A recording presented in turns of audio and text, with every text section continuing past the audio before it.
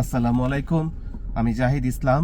আমি আবার আপনাদের সামনে আসছি। আজকে যে বিষয়টা নিয়ে আমি কথা বলবো, খুব সংক্ষিপ্ত একটা ভিডিও হবে হয়তো। সেটা হচ্ছে যে এখন আমি দেখতে পাচ্ছি বাংলাদেশে একটা নতুন বিষয় নিয়ে খুব কথা হচ্ছে। সেটা হচ্ছে যে কারো কারো সম্বন্ধে কোনো মহল থেকে বা কোনো দিক থেকে অভিযোগ আসতেছে রাষ্ট্রীয় তথ্য আহ, পাচার করা বা কম্প্রোমাইজড হওয়া, মানে যেটাকে স্পাইং বলে বা এসপিওনাজ বলে, সেই ধরনের একটা অভিযোগ কারো কারো সম্বন্ধে আসতেছে। এবং সেই অভিযোগ যারা করতেছেন তারা যে একদম কনভিনসিং মেসেজ দিতে পারছেন বা পারছেন না, সেই জিনিসটার দিকে আমি না যাই। কিন্তু আবার কোনো দিক থেকে আবার এর প্রতিবাদও শুনতে পাচ্ছি যে এই ধরনের কথা বলা উচিত হবে না ইত্যাদি। যেমন আমি একটু যদি খোলামেলাই বলি আর কি, আমি তো কোনো পক্ষের না, সুতরাং আমার তো আর নাম বলতে অসুবিধা নাই। আমি যেমন শুনতে পাচ্ছি ইলিয়াস যে কমপ্লেইনটা করতেছেন, যে অভিযোগটা করতেছেন আসিফ নজরুল সম্বন্ধে, যে স্পাইং, এসপিওনাজ, কম্প্রোমাইজড ইত্যাদি, এবং তার প্রতি উত্তরে আমি দেখলাম আসিফ নজরুল সেটার প্রতিবাদ করছেন এবং কিছু কিছু কথা বলছেন, যেমন তাদেরকে মনে হয় জাতির পিতা ঘোষণা করতে হবে ইত্যাদি। এবং ক্ষুব্ধ হওয়াটা স্বাভাবিক, তিনি ক্ষুব্ধ হয়তো হতে পারেন, তার অধিকার আছে। আবার আমি দেখলাম জাহেদ এটার প্রতিবাদ করছে, এবং জাহেদ যেটা বলতেছেন, উনার মতে সেটা হচ্ছে যে এই ধরনের ট্যাগিং করা উচিত না, এবং এই ধরনের ট্যাগিং যদি আমরা করি তাহলে তো আসলে আমরা আগের পতিত স্বৈরাচারের সময় যেমন বলা হতো পাকিস্তানের দালাল, কিছু হলেই রাজাকার, তো সেইটার মতোই তো হয়ে গেল। তো এই ব্যাপারে আমার মতামতটা কি, এটা একটু গুরুত্বপূর্ণ একটা বিষয় বলে আমার কাছে মনে হচ্ছে, এবং আমার মনে হয় যে জনগণ হিসাবে আমাদের আসলে এখানে কিছু রোল প্লে করার সুযোগ আছে এবং প্রয়োজনও আছে। তো সেই কারণে আমি একটু আমার ভিউটা বলি, আপনাদের ভালো লাগলে কমেন্ট করবেন, বা ভালো না লাগলেও কমেন্ট করবেন। আর আমার ভিডিও তেমন কেউ দেখে না, সুতরাং এটা আসলে খুব রিস্কি কিছু না, আমি যে একটা খুব বড় বিপদ কিছু করে ফেলতে পারবো তা না। তো আমার এই ভিডিওগুলো করা হচ্ছে যে অ্যাটলিস্ট আমার কাজটা আমি করলাম। আমি যখন ইনশাল্লাহ আমার রবের কাছে ফেরত যাব, আমি কি সমাজের সমস্যাগুলো নিয়ে আমার অবদানটা রাখতে কোনোভাবে সচেষ্ট ছিলাম কিনা, অন্যায়ের প্রতিবাদ করতে কোনোভাবে সচেষ্ট ছিলাম কিনা। আগের দিনে মানুষ ডায়েরি লিখতো, তাই না, যে নিজের কথাগুলো বলতো, তারপরে মানুষ হয়তো ফেসবুকে স্ট্যাটাস দিত বা টুইটারে এখনো দেয়। আবার সেরকমই ভিডিও করাটা জিনিসটা আসলে সেরকমই, ভিডিওটা রেখে দিলাম, আবার অ্যাটলিস্ট আর কেউ না দেখুক, আমার ছেলেমেয়েরা, আমার নাতি নাতনিরা হয়তো কেউ না কেউ কোনো এক সময় হয়তো দেখবে, অথবা অ্যাটলিস্ট আমি তো বলতে পারবো আল্লাহকে যে আমি আমার কাজটা, আমার মানে এটা এমন কোনো মহান কাজ করে ফেলতেছি না, তারপরও আমি যতটুকু পারলাম করলাম আর কি। তো যাই হোক, তো এই ব্যাপারে আমার মতামতটা কি, আমার ধারণা, আমার মতামত যে এই এসপিওনাজ এবং স্পাইং এই জিনিসটা তো অসম্ভব কিছু না, বা এগুলো যে দুনিয়াতে কোনোদিন হয় নাই, কি বলে আবার কি কেমন কথা, এরকম তো না। এগুলো অত্যন্ত স্বাভাবিক একটা ঘটনা, এবং এগুলো প্রচণ্ডভাবে হয়ে থাকে। একটা দেশ আরেকটা দেশের বিরুদ্ধে এই কাজ করে থাকে, সব দেশই সব দেশের সাথে করে, এমন না কোনো দেশ বলতে পারবে না আমরা জীবনে কোনোদিন এসপিওনাজ বা স্পাইং করি নাই, নেহাত বোধাই না হলে। তো এখন সেটা করার মধ্যেও সে রীতিনীতি আছে, সে রীতিনীতির মধ্যেই করতে হয় বা করা হয়। এখন এটা হতে পারে, এটা যে একদম যেই কথা বলাই যাবে না, আমি এটার সাথে একমত না। আমার ধারণা সবারই বলার অধিকার আছে, তার কাছে যদি কোনো প্রমাণ থাকে, যতটুক প্রমাণ আছে সে ততটুক প্রমাণ নিয়ে সে বলুক, বললে মানুষ বুঝবে যে কোনটা সত্য কোনটা মিথ্যা। অ্যাটলিস্ট মানুষের তো, আমি আমার বাংলাদেশের জনগণের বিচার বিবেচনার উপরে অত্যন্ত আস্থাশীল, এবং আমার ধারণা একজন রিকশাওয়ালাকে আমি বলতে শুনছিলাম আন্দোলন করার সময়, যে ওই বিএনপি যখন আন্দোলন করত, একজন রিকশাওয়ালা ভাই আমার, উনি বলেছিলেন যে মামার সাথে পারমিশন নিয়ে কি মামির সাথে প্রেম করা যাবে? তো বিএনপি পুলিশের কাছে অনুমতি চায় মিছিল করার জন্য, তো এইভাবে করে অনুমতি নিয়ে নিয়ে কি আর একটা স্বৈরাচার সরানো যাবে? এইটা একটা অত্যন্ত দূরদর্শী মন্তব্য। তো আমার ধারণা, আমার দৃঢ় বিশ্বাস, এবং আমি অত্যন্ত সৎভাবেই বলছি যে আমার বাংলাদেশের মানুষের রাজনৈতিক প্রজ্ঞা এবং বিবেচনার উপরে গভীর আস্থা আছে। তো মানুষ বলুক যে ইলিয়াস ভাই যদি বলেন এই কথা, পিনাকিদা যদি বলেন এই কথা, ওনারা বলুক। আবার আসিফ নজরুল যদি সেটা প্রতিবাদ করে করুক, আবার জাহেদ যদি সেটা তার মতামত দেয় যে এটা ঠিক না, তিনি বিশ্বাস করেন না, তিনিও বলতে পারেন। আমরা তো সবাই একটা দেশের মানুষ এবং আমরা সবাই দেশের ভালো চাচ্ছি, তো এইখানে আমার কোনো সমস্যা নাই। আমার মনে হয় এই কথাগুলো বলা উচিত। এগুলো বললে পরে হয় কি, মানুষের তখন এই ব্যাপারগুলোতে নজরটা আসে, এই জিনিসগুলা চিন্তার মধ্যে আসে, এবং তখন এতে করে আর যাই হোক দেখা গেল যে যার সম্বন্ধে কথাগুলো বলা হচ্ছে তাকে তো লাইমলাইটে আনা গেল, অ্যাটলিস্ট তাকে কেউ না কেউ হয়তো নজরে রাখবে এবং সেও হয়তো বা একটু সাবধান হবে। যদি সে আসলেই কম্প্রোমাইজড এজেন্ট হয়ে থাকে, সেই আসলে একটু সাবধান হবে, বা যারা তাকে ইউজ করবে তারাও একটু সাবধানে করবে। তো ক্ষয়ক্ষতির পরিমাণটা একটু হলেও তো কমানো যাবে যদি এটা হয়ে থাকে। আর যদি না হয়ে থাকে তাহলে তো ভালো কথা, তাহলে তুমি তো কম্প্রোমাইজড নাই, তাহলে ওনাকে বললে আর এমন কি সমস্যা? আপনারা যদি একজন মানুষকে হঠাৎ করে বলেন সে আসলে না, তাহলে তো সমস্যা নাই, তো সে তো আর তার উপর তো কোনো নিপীড়ন নির্যাতন হচ্ছে না। তো জাহেদের ওই কথাটা যে ইলিয়াস যখন কমপ্লেইন করতেছে, তার পরিপ্রেক্ষিতে জাহেদের যে মেইন একটা reason, justification two resist that or two oppose that, এটা ছিল যে এটা হলে তো আমরা স্বৈরাচারের মতোই হয়ে যাব। পার্থক্যটা কি, যে আমরা এখানে শুধুমাত্র একজন কমপ্লেইন করলে সে কমপ্লেইনটা সে প্রকাশ করতেছে, সে বলতেছে আমার কাছে এরকম কোনো সাসপিশন আছে, এরকম কোনো অ্যালিগেশন আছে, এরকম ইনফরমেশন আছে যে তিনি কম্প্রোমাইজড অথবা উনি কম্প্রোমাইজড। এর পরিপ্রেক্ষিতে সাথে সাথে যেহেতু তাকে আমরা মারাধরা করতেছি না, যে তাকে ধরে রাস্তার মধ্যে মায়ের পিঠ শুরু হয়ে গেল, বা তাকে গুম করে ফেললাম, এক্সট্রা জুডিশিয়াল কিলিং বা ফোর্সড ডিসঅ্যাপিয়ারেন্স, এগুলো করা তো যাবে না। এগুলো তো মানবতা বিরোধী, হিউম্যান রাইটসের এগেইনস্টে হয়ে যাবে। কিন্তু কমপ্লেন করা যাবে না কেন? এই পার্থক্যটা হচ্ছে এখানে। আগে যেটা বলা হতো যে পাকিস্তানের দালাল বা এই সেই রাজাকার, এটা বলেই তাকে হয়তো এরকম করে হয়তো অনেক মানুষকে গুম করে ফেলা হচ্ছে না। গুমের এখন দেখতেছেন না যে গুম কমিশন না কি কমিশন, তাদের রিপোর্ট, মাই গুডনেস। তো এরকম গুম করে ফেলা হতো, খুন করে ফেলা হতো, মানুষ এক্সট্রা জুডিশিয়াল কিলিং এর শিকার হতো, বৈষম্যের শিকার হতো। সেইগুলা খারাপ, সেইগুলা খারাপ। জাহেদ এখানে ঠিকই বলছে, সেইগুলা করা যাবে না। কিন্তু কারো সম্বন্ধে কোনো কথাই বলা যাবে না, ট্যাগ করা যাবে না, সেটা না। আমি ট্যাগ করলাম মানে তো এটা প্রতিষ্ঠিত হয়ে গেল না। আমার মনে হয় এই জিনিসগুলা জারি রাখা উচিত, এই আলাপগুলো থাকা উচিত।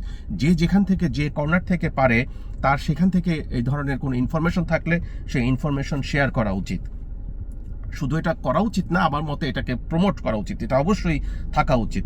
এবং এইগুলো থাকলে চেক অ্যান্ড ব্যালেন্সের মধ্যে থাকবে, সম্ভাবনা, ক্ষয়ক্ষতির সম্ভাবনা কমবে, এবং এই কাজটা, এই ধরনের স্পাইং বা এই ধরনের এজেন্সি বা এজেন্ট হওয়াটা, কাজটা একটু দুরূহ হয়ে যাবে, কঠিন হবে, এবং সেই কঠিন করাটা খুব দরকার।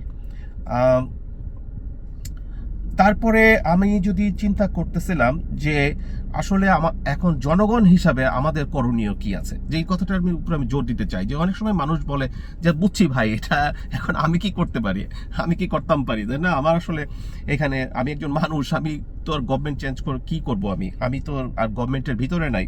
তো জনগণ হিসাবে আমার মতে যে কাজগুলো করা যেতে পারে সেটা হচ্ছে, একটা জিনিস হচ্ছে অ্যাওয়ারনেস ডেভেলপ করা আমাদের মধ্যে। এই জিনিসটা প্রথম কথা হচ্ছে যে আমাদের এই ব্যাপারে সচেতন হওয়া যে এরকম হতে কিন্তু পারে, এসপিওনাজ, স্পাইং হতে পারে, এবং এটার উপরে আমাদের দৃষ্টি রাখা।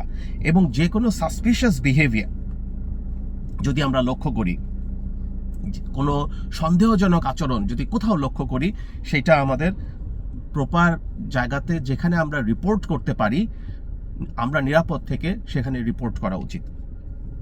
আমাদের একটা খুব ভালো একটা অ্যাডভান্টেজ যেটা হয়েছে, সেটা হচ্ছে আমাদের কিছু ভালো সোশ্যাল ইনফ্লুয়েন্সার হয়েছে। জাহেদ একজন, পিনাকি একজন, ইলিয়াস একজন, তাজ হাশমি একজন, মুর্তজা একজন, এরকম আরও যারা আছেন সোশ্যাল ইনফ্লুয়েন্সার। আপনার একজনকে আপনি হয়তো ফলো করেন বা ওনারটা শুনেন, সলিমুল্লাহ খানটা শুনেন, অথবা জানি না কাকে আপনি পছন্দ করেন।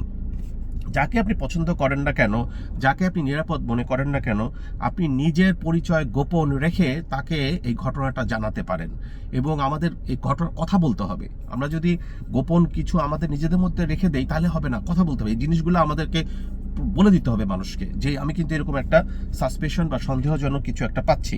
সেটা হতে পারে আপনার কর্মক্ষেত্রে আপনার বস বা আপনার সাবঅর্ডিনেট অথবা আপনার কলিগ, আপনার সহকর্মী আপনাকে বা এমন কিছু করতেছে যেটা আপনার কাছে তো দুয়ে দুয়ে চার মনে হচ্ছে না, এটা একটু এখানে ডাউল মে কুচ কালিয়া হয় মনে হচ্ছে, এবং এই কালিয়াটা হচ্ছে এই স্পাইং বা স্পিনাজ রিলেটেড কালিয়া হতে পারে। এটা হতে পারে আপনার নেইবার, আপনার প্রতিবেশী, আপনার একজন আত্মীয়, আপনার মামাতো ভাই, খালাতো ভাই। তাই বলে এটা না, আমি বলতেছি না যে আপনারা ভুল খামাখা ব্যক্তিগত আক্রোশের পরিপ্রেক্ষিতে এই ধরনের কুৎসা রটনা করেন। অনেস্টির সাথে আপনাদের যদি এটা মনে হয়, আর কুৎসা রটনা করলেও কোনো সমস্যা আমি দেখি না, এই জন্য যে একজন ভালো মানুষের সম্বন্ধে কুৎসা রটনা করে আল্লাহ তাকে প্রোটেক্ট করবেন। এবং আমার তো আলটিমেটলি দৃঢ়, আমার সম্পূর্ণ সারেন্ডার হচ্ছে আল্লাহর কাছে। আমি যেহেতু একজন মুসলিম, আপনি যদি অন্য ধর্মাবলম্বী হন আপনার স্রষ্টার কাছে, তো সুতরাং আমাদের মানুষ কি ক্ষতি করবে? কোনো মানুষের, আর যে মানুষটা ভালো মানুষ তো তাকে চিনে, মানুষ তাকে বুঝে, সুতরাং এটা নিয়ে আসলে সমস্যা নেই। কিন্তু তারপরে কুৎসা রটনা করবেন না ভাই, প্লিজ। আমিও করব না ইনশাল্লাহ, তাই না? আমরা সবাই না করি। তো সেটা আর কি। তো আমার মনে হয় এইটা একটা, যে এই অ্যাওয়ারনেস ডেভেলপটা, এবং এই যে ইলিয়াস যেটা করতেছে, এটা কিন্তু দেখেন ওই অ্যাওয়ারনেস ডেভেলপ বা ওই যে রিপোর্টিং এর কাজই কিন্তু করতেছে, তাই না? তো সে যে অনুসন্ধানটা করছে, অনুসন্ধান করে তার যেটা মনে হয়েছে সে সেটা বলছে। আপনার এটা পছন্দ না হলে, আমার এটা পছন্দ না হলে আমি এটা গ্রহণ করব না। আর অ্যাটলিস্ট সমাজে এটা তো হলো যে একটা জিনিস জানা গেল, আচ্ছা এটা তাহলে একটু নজর রাখতে হবে। তো এই কাজগুলো আমার মনে হয় ইম্পর্টেন্ট।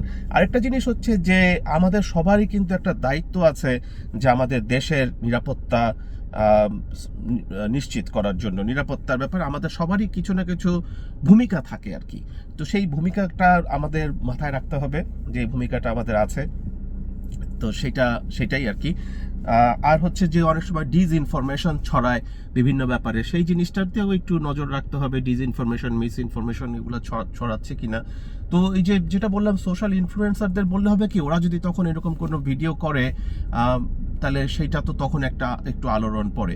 আসলে আমাদের সিস্টেমটা যেটা হওয়ার কথা ছিল, সেটা একটা হটলাইন থাকার কথা ছিল, যে হটলাইনে আমি ফোন করে বলে দিব, যে গভর্নমেন্ট হটলাইনে। এখন হচ্ছে যে কথা হচ্ছে যে গভর্নমেন্টের হটলাইনে এটা যে এই বিস্তৃতিটা কত বড় হয়েছে, এটা আমি বুঝতে পারতেছি না। এটা আসলে কম্প্রোমাইজড কত দূর পর্যন্ত হয়েছে, কতগুলো লেয়ার হয়েছে, এটা দুর্ভাগ্যজনক। এবং আমাদের ইতিহাসের সাথে ভাই, সত্যি কথা বলতে, যে আমাদের ভালো লাগুক আর না লাগুক, আমাদের ইতিহাসে তো মির্জাফরদের একটা বিশেষ ভূমিকা সেই বহু বছর আগে থেকে আমাদের মধ্যে বপন করা হয়েছে বা বপিত হয়েছে, বা আমরা নিজেরাই বপিত করছি, যেটাই হোক না কেন। আরেকটা জিনিস হচ্ছে যে আমাদের অনেকেই শুনতেছি ইদানিং যে এখন তো গণ অভ্যুত্থান, যেটা ম্যাস আপরাইজিং অথবা বিপ্লব, রিভলিউশন, সেটা তো শেষ, এখন একটা শান্তির পরিবেশ আসতে হবে। তো এই ব্যাপারে আমি যেমন ধরেন একটা উদাহরণ বলি, যে পাটোয়ারি একজন আছেন না, জাতীয় পার্টির একজন নেতা, উনি বেশ ভাবগম্ভীরভাবে কথা বলেন ইদানিং। আমি অবাক হই যে আসলে মানুষের রাজনৈতিক প্রজ্ঞার মাপ চেয়ে ফেলা উচিত ছিল, তাই না? যে তো উনি একটা টক শোতে বলতেছেন যে ছাত্রদের মধ্যে ইদানিং পৌনঃপুনিকভাবে, ঠিক এই শব্দটা ব্যবহার করছেন, পৌনঃপুনিকভাবে আন্দোলন করার একটা টেন্ডেন্সি তৈরি হয়ে গেছে। ছাত্ররা হুমকি ধামকি দিবে আর ভারতের মতো একটা দেশ ঠান্ডা হয়ে যাবে, এরকম তো হবে না। আর আমাদেরও প্রতিবেশী আমরা চেঞ্জ করতে পারবো না, ভারতও পারবে না, কিন্তু এক না, ওনার কথা আর কি। ভারতের অনেক প্রতিবেশী আছে, আমাদের কিন্তু এক ভারতই আছে চারিদিকে, ওই মায়ানমারের একটু অংশ বাদ দিলে। তো ওনার মানুষ বুঝে যে কে কেন কোন কথা বলে। তো কেউ যদি নিজেকে ইতিহাসের আস্থা করে ঠেলে দিতে চায়, তো সেটা সে পারে, তাকে কেউ বাধা। আমি যদি আত্মহত্যা করতে চাই, আপনি আমার ঠেকাতে পারবেন? কেউ কাউকে ঠেকাতে পারবে না। কিন্তু আমার ধারণা, আমার পার্সোনাল ভিউ হচ্ছে যে ছাত্রদের এই আন্দোলনকে আমি অত্যন্ত শ্রদ্ধা করি। যেভাবে তারা বুকের রক্ত দিয়ে দেশ স্বাধীন করছে, যে নেতৃত্ব তারা দিচ্ছে, আমি আমার আগের ভিডিওগুলোতেও বলছি, একই কথা পুনরাবৃত্তি না করি, সেটা আমাদেরকে অ্যাকনোলেজ করতে হবে। তাদেরকে ছাত্র পুচকে পাচকা, বাপের আগে ছেলে হাঁটে, এই ধরনের কথা বললে এটা অপমানজনক কথা। এই কথা আমি বা আমার মতো অনেকেই হয়তো ভালোভাবে নিবেন না। এখন অনেক বড় রাজনৈতিক দল বিএনপি বলতে পারে যে আমাদের নেতাকর্মীরাই এই আন্দোলনের শরিক ছিল। তাহলে তোমাদের নেতাকর্মীরা যদি এত শরিক থাকে, এবং ছিল, হয়তো ছিল, আমি এটা অস্বীকার করতেছি না, কিন্তু এই কৃতিত্বটা ছাত্রদের যে নেতৃত্ব এবং তাদের যে বলিষ্ঠভাবে লিড করা যে জিনিসটা, সেটার প্রতি আমাদের সেই কৃতিত্বটা, সেই সম্মানটা থাকতে হবে। তো তোমাদের নেতাকর্মী এত ছিল, তো তোমরা নেতারা, তোমাদের যদি কর্মী বাহিনী এত শক্তিশালী থাকে, তোমরা নেতারা এতদিন কি করছো? 16 বছর কেন ক্ষমতা থেকে এদেরকে সরাতে পারলা না? সেই প্রশ্নটা তো এসেই যাবে। তো সুতরাং এই বিপ্লবটা বা গণ অভ্যুত্থানটা আসলে এত সহজে শেষ হয়ে গেছে এবং এখন নর্মাল পরিস্থিতি হয়ে গেছে, এরকম হওয়ারটা মনে হয় কথা না। কারণ একটা পরিবর্তন হতে জাস্ট একটা স্বৈরাচারী সরকারের পতন হলো আর পুরো দেশ পরিবর্তন হয়ে গেল, সমাজে ন্যায় নীতি প্রতিষ্ঠা হয়ে গেল, দুর্নীতি দূর হয়ে গেল, সবার মধ্যে দেশপ্রেম জাগ্রত হয়ে গেল। এইভাবে করে ম্যাজিকের মতো এক মুহূর্তে চেঞ্জ হওয়ার কথা না। এটা একটা প্রসেস, এবং এই প্রসেসটা যারা ভিজিল্যান্ট, যারা এটা ওয়াচফুল, তাদের এবং যারা এটা লিড করছে, তারা যদি উইথড্র করে ফেলে বা তাদেরকে যদি আমরা জোর করে উইথড্র করাই ফেলতে পারি, তাহলে ওই ভ্যাকিউমটা আবার পূরণ হবে ওই যারা না তাদের দিয়ে, তাই তো? তো তাহলে তো আবার ওই আগের ইতিহাসের যে পুনরাবৃত্তি আর কি, যে আগে যে ঘটনা ঘটছে, আগে যেভাবে দুর্নীতি হয়েছে, যেভাবে রাজনৈতিক দলগুলো করাপ্ট হয়েছে, যেভাবে স্বৈরাচারের জন্ম হয়েছে বা স্বৈরাচারগুলোর জন্ম হয়েছে, যেটাই বলি না কেন না, তবে এই গত 15 বছরেরটার সাথে অন্য কোনো কিছু তুলনা করা ডিফিকাল্ট, এভাবে করা যায় না। তো সেটা তো যেভাবে ওগুলোর জন্ম হয়েছিল, সেই একইভাবে তো আবারও হবে। তো সুতরাং যারা এটা লিড করতেছিল, তাদেরকে আমরা কোশ্চেন করতে পারি, তাদেরকে প্রশ্নবিদ্ধ করতে পারি, কিন্তু তাদেরকে সহায়তা করা উচিত বলে আমার মনে হয়, এবং এটার একটু প্রসেসটা লম্বা হবে। এবং অনেকেই অনেক কথা বলতেছেন, যেমন ধরেন বাংলাদেশ আওয়ামী লীগ এটাকে ব্যান করা উচিত কিনা। অনেকেই বলতেছেন আপনাকে এটা অধিকার কে দিচ্ছে, এটাকে অধিকার কে দিচ্ছে। সবারই কথা বলার অধিকার আছে, কথা সত্য, সবারই কথা বলার অধিকার আছে। Freedom of speech, freedom of faith, freedom of expression of views, এগুলো তো থাকতে হবে, সবার কথা বলার অধিকার আছে। কিন্তু আমি আপনাকে যদি একটা উদাহরণ দেই, যে যেমন ধরেন যদি কোনো একটা রাজনৈতিক দল বলে যে আমরা আমাদের মূলনীতি, আমি একটু হাইপোথেটিক্যাল বলতেছি, আমাদের মূলনীতি হচ্ছে খুন খারাপি করা, মানুষ মেরে ফেলা, তাহলে আপনি এখন কি বলবেন? এটা ওই রাজনৈতিক দলটাই বলতেছে, ওদের ধরেন ওদের গঠনতন্ত্রের মধ্যে এই কথা লেখা আছে যে আমাদের মূলনীতি হচ্ছে যেখানে যেখানে পারো মানুষ মেরে ফেলো, চিপাচাপার মধ্যে মানুষ মেরে ফেলো। তাহলে আপনারা এখন ওই রাজনৈতিক দলটাকে বলবেন এটা তাদের অধিকার আছে, তাদেরকে অপরাধ যে করবে তাকে ধরো, তাকে শাস্তি দাও, কিন্তু এটা তো বলবেন না। আমি একটা এক্সট্রিম এক্সাম্পল, একটা অত্যন্ত একটা এক্সট্রিম একটা ঘটনা বললাম, এক্সাম্পল দিলাম, কিন্তু তাহলে মানে কি? মানে হচ্ছে যে সব দলের রাজনীতি করার ক্ষমতা বা অধিকার থাকবে না। পরিস্থিতি বিবেচনা করে কোনো দলের রাজনীতি করার অধিকার নাও থাকতে পারে। একটা দেশ সভ্য দেশ, সেখানে সভ্যভাবে তো কাজ কারবার করতে হবে। তো সেইটা একটা জিনিস, এই আর কি। তো আমি এই কয়েকটা জিনিস নিয়ে খুব সংক্ষেপে কিছু বলতে চাচ্ছিলাম। আমার মতে আমাদের সবারই নজর রাখা উচিত কোথাও কোনো অ্যাবনর্মাল ঘটনা ঘটতেছে কিনা। এটা কিন্তু একটা সাংঘাতিক ব্যাপার, কারণ এটার যদি বিস্তৃতি এত গভীর হয়ে থাকে যে যা শুনতেছি, তাহলে তো খুবই বিপদের কথা। দেশের তো কোনো কিছু নাই। তাহলে এই রক্ত দিলাম, মানে যারা দিলেন আর কি তাদের কথা বলছি, রক্ত দিলেন দেশটাকে এইভাবে করে, বাচ্চা মানুষ, আমি বাচ্চা বলতেছি আদর করে, স্নেহ করে, ছোট মানুষ, বাচ্চা মানুষ, তারা আমাদেরকে লজ্জায় ফেলে দিল, তারা যেভাবে করে দেশের জন্য কাজ করলো, তো সেটা বৃথা চলে যাবে? এরকম কি আর করা সম্ভব হবে যে আবার 5 বছর পরে এরকম একটা? এটা তো এত সহজ না, এ ধরনের ঘটনা ঘটে না। তো এটা আসলে আমাদের মিস করা ঠিক হবে না, এবং আমার মতে সবারই এই ব্যাপারে সচেতন থাকা উচিত। এটা একটা অত্যন্ত সাংঘাতিক একটা ঘটনা। স্পাইং এবং এসপিওনাজ এবং কম্প্রোমাইজড এজেন্টস দেশের ভিতরে বিভিন্ন গুরুত্বপূর্ণ জায়গায় থাকলে এটা খুবই সাংঘাতিক ঘটনা। এটার দায়িত্ব আমাদের জনগণকে নিতে হবে, আমাদেরকে বলিষ্ঠ ভূমিকা রাখতে হবে। এটা আমার কাজ না, এটা ওদের কাজ, এরকম বলা উচিত হবে না। আমার চিন্তা করতে হবে আমি কি করতে পারি, আমি যেটা করতে পারি অ্যাটলিস্ট সেটা আমি করি। তো ওই যে আমি আগেও কিন্তু আমার ভিডিওতে বলছি, আমার কাছে একটা জিনিস ভালো মনে হয়েছে, যে যেহেতু এই যে কিছু স্পোকস পার্সন আছে আমাদের, যে এই যে সোশ্যাল ইনফ্লুয়েন্সাররা আছে, এদের ওখানে কমেন্টস করে ওদের কাছে এই মেসেজটা পৌঁছায়, এটা আমরা একটা ভালো করতে পারি। এরা যেহেতু গভর্নমেন্ট সরকার নিয়ন্ত্রিত না, বা বাংলাদেশের মধ্যেও না কথা বলতে পারে, সেটা একটা ভালো বুদ্ধি। বাংলাদেশের টেলিভিশন চ্যানেলগুলোরও আরও সচেতন ভূমিকা রাখা উচিত, অনুসন্ধানী সাংবাদিকতা থাকা উচিত, সবার কথা বলতে পারার অধিকার থাকা উচিত, আইনের শাসন প্রতিষ্ঠিত হওয়া উচিত, নির্ভয়ে যেন মানুষ কথা বলতে পারে। কারো সম্বন্ধে একটা অভিযোগ আসলেই যে তাকে সেই অভিযোগে অভিযুক্ত করে তাকে মেরে ফেলতে হবে সেটাও যেন না হয়। আইনের শাসন যেটা বলছি, সভ্যতা বলতে যা বোঝায়, ধর্ম বর্ণ নির্বিশেষে এটা বাংলাদেশটা সবার। এখানে আমার মতে, আমার পার্সোনাল ভিউ হচ্ছে বাংলাদেশে মেজরিটি বলতে কিছু নাই, মাইনরিটি বলতে কিছু নাই, আমরা সবাই বাংলাদেশি। এখানে মেজরিটির অধিকার রক্ষা করা, মাইনরিটির অধিকার রক্ষা করার প্রশ্নটা আসারই দরকার নাই, এই জন্য যে আমাদের সবারই অধিকার রক্ষা করা উচিত। তো বাংলাদেশি হিসাবে আমাদের সবার অধিকার রক্ষা হবে, তাহলে মেজরিটির তো হয়েই গেল, মাইনরিটির হয়েই গেল, যার যার ধর্ম তার তার কাছে। ভাই এখানে তো সত্যিকার অর্থে ইসলামের তো, একজন মুসলমান হিসেবে বলি যে কোরআন শরীফে তো আল্লাহ বলছেন there is no compulsion in religion, যেটা আমি জাকির নায়েককে প্রায়ই বলতে শুনি, there is no compulsion in religion, জোর করে কাউকে দিয়ে ধর্ম পালন করানো যাবে না, এটা আমার কাজ না। ফাজাক্কের ইন্নান্তা বা মুজাক্কের লাস্তা আলাইহিম বিমুসাইতেরা। আমি বেশি কোরআন শরীফ জানি না, আপনার মনে করেন না যে খুবই আলেম ওলামা মানুষ, আমি সেরকম না, দুই একটা যা জানি সেটাই বলি আর কি, মানে সেই এই আর কি। আর ভুলে যাচ্ছি, আমি তো এখন আরো ভুলে যাচ্ছি, আমি মানে কাজের চাপে, আল্লাহ মাফ করুক, বাট আমার প্ল্যান আছে, আমি দেখি ইনশাল্লাহ রিটায়ারমেন্ট যাওয়ার পরে তো আমি হয়তো ফোকাস করবো, দ্যাটস এ ডিফারেন্ট থিং।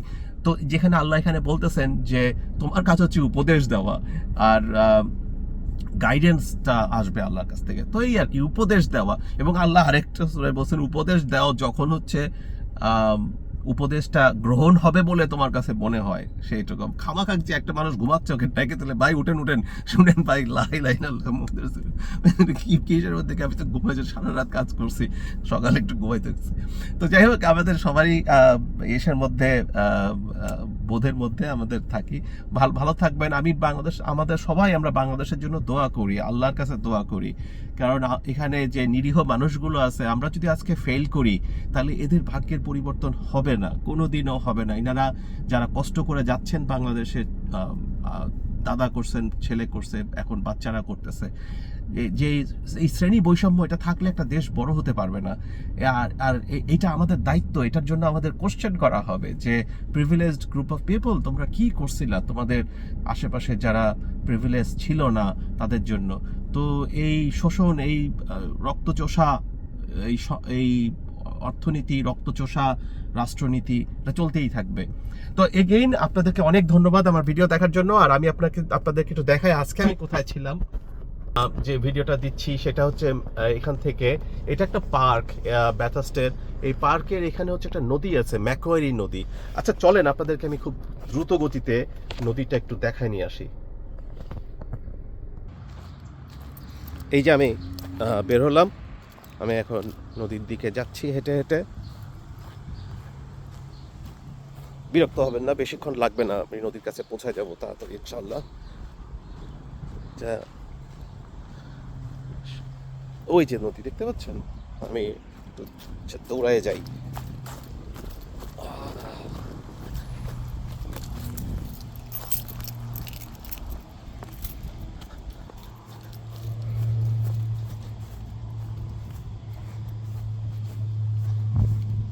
আপনারা অবাক হবেন যে এটাকে নদী বলেন আপনারা। হ্যাঁ, অস্ট্রেলিয়াতে নদী, সব নদী যে অনেক বড় তা না, কুইন্সল্যান্ডের দিকে নদীগুলো বড়, কিন্তু আমরা যেখানে থাকি ব্যাথাস্ট, এটাই আমাদের জন্য নদী, ম্যাকোয়ারি রিভার। পানি অনেক থাকে কারণ স্রোতটা বেশি, তো বেশ দ্রুত পানি যায় এখানে। আপনারা দেখতে পাচ্ছেন যে এখানে নদীর একটা অংশ আপনারা দেখতে পাচ্ছেন, দেখা যাচ্ছে না? এইটা আমি নদীর পাড়ে চলে আসছি, এটা এখান দিয়ে এভাবে চলে যাচ্ছে নদীটা। তো ঠিক আছে ভাই, ভালো থাকবেন, আপনাদেরকে অনেক অনেক ধন্যবাদ আমার ভিডিও দেখার জন্য। আল্লাহ হাফেজ।